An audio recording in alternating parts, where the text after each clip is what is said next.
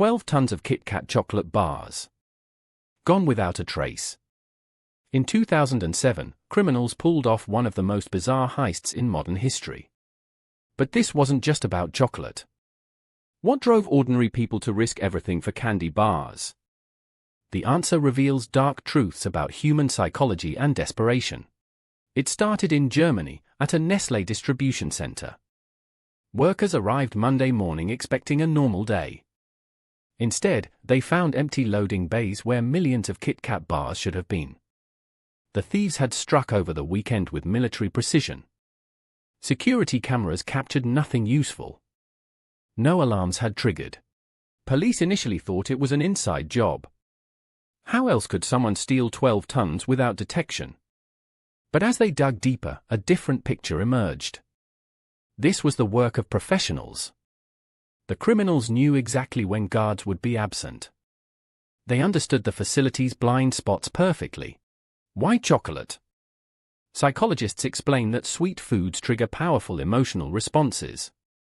During economic hardship, luxury items like premium chocolate become symbols of comfort and status. These thieves weren't just stealing candy.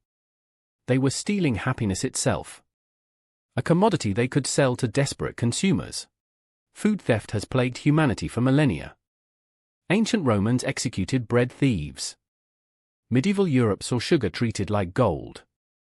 During World War II, chocolate became underground currency. The KitKat heist fits this pattern perfectly. When people can't afford luxuries legally, they find other ways. In many religions, sharing food represents sacred communion. Breaking bread builds trust. Chocolate specifically holds special meaning in numerous cultures. The Aztecs considered it divine. Europeans made it a luxury for royalty. Modern societies use it for celebration and comfort. Stealing chocolate violates these deep cultural bonds. The heist occurred during Germany's economic uncertainty. Unemployment was rising. People struggled to afford basic luxuries. KitKat bars represented affordable indulgence. The black market for stolen goods thrived. Criminals saw opportunity where others saw crisis. Pure psychological opportunism. 3 weeks later, police got their break. A suspicious truck filled with KitKat bars was spotted at a roadside market. The seller claimed he'd bought them legally from a distributor. But serial numbers didn't match. The trail led investigators deeper into an organized crime network. What they uncovered shocked everyone. This wasn't amateur hour.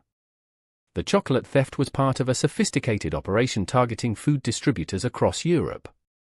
The criminals had stolen everything from premium coffee to luxury pastries. Chocolate was just their latest target. They'd been operating for years. Criminal psychologists studied the perpetrator's mindset. These weren't desperate individuals stealing to survive. They were calculating business people exploiting human weakness.